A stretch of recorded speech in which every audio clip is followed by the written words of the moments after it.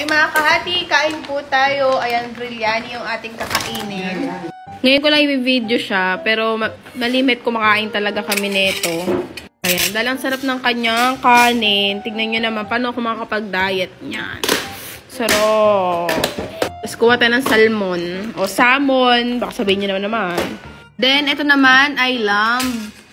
Pero konti lang kukunin natin. Maganda daw to. Diba lamb, bata yun? Ayan, kuha tayo ng white rice. Ng biryani. Ang sarap. Tadaan!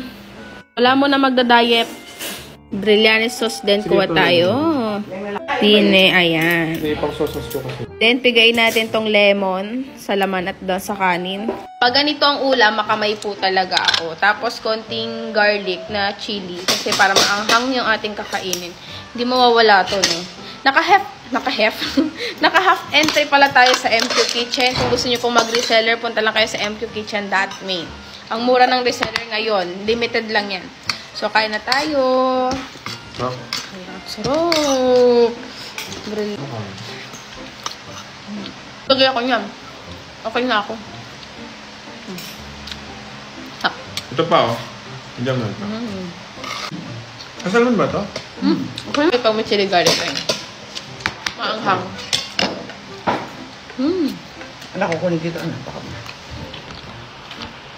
Kulang diet. Chili garlic.